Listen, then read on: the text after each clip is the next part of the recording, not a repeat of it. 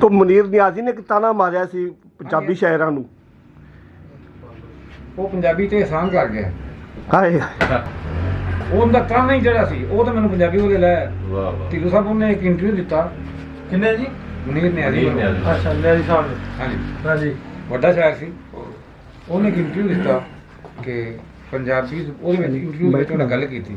Mic ला ਉਹ ਸਵਾਲ ਕੀਤਾ ਉਹਨਾਂ ਨੇ ਕਿ ਤੁਸੀਂ ਪੰਜਾਬੀ ਗਜ਼ਲ ਤੁਸੀਂ ਵੱਡਾ ਨਾ ਪੰਜਾਬੀ ਗਜ਼ਲ ਤੁਸੀਂ ਕਿਉਂ ਨਹੀਂ ਕਹਿੰਦੇ? ਉਹਨੇ ਜਵਾਬ ਵਿੱਚ ਕਿਹਾ ਕਿ ਪੰਜਾਬੀ ਜ਼ੁਬਾਨ ਹੀ ਇਸ ਕਾਬਿਲ ਨਹੀਂ ਕਿ ਉਹਦੇ ਜਦੀਦ ਸ਼ੇਰ ਕਿਹਾ ਜਾ ਸਕੇ। ਉਹ ਮੈਂ ਪੜ੍ਹ ਲਿਆ, ਮੈਨੂੰ ਤੇ ਅੱਗ ਲੱਗ ਗਈ। ਮੈਨੂੰ ਅੱਗ ਇਸ ਵਾਸਤੇ ਲੱਗੀ ਕਿ ਦੇਖੋ ਮੇਰੇ ਤੇ ਕੋਈ ਸਵਾਲ ਕਰੇ ਕਿ ਤੁਸੀਂ ਜਹਾਜ਼ ਕਿਉਂ ਨਹੀਂ ਬਣਾਇਆ। ਮੈਨੂੰ ਇਹ ਕਹਿਣਾ ਚਾਹੀਦਾ ਕਿ ਮੈਨੂੰ ਨਹੀਂ ਬਣਾਉਣਾ ਆਉਂਦਾ, ਜਿਹਨੂੰ ਬਣਾਉਣਾ ਆਉਂਦਾ ਬਣਾ ਲੈਗਾ। हाँ कल है ਮੈਨੂੰ ਇਹ ਨਹੀਂ ਕਹਿਣਾ ਚਾਹੀਦਾ ਕਿ ਜਹਾਜ਼ ਕੋਈ ਬਣਾ ਹੀ ਨਹੀਂ ਸਕਦਾ। ਮੈਂ ਉਰਦੂ ਛੱਡਤੀ, ਮੈਂ ਪੰਜਾਬੀ ਵਾਲੇ ਆ ਗਿਆ।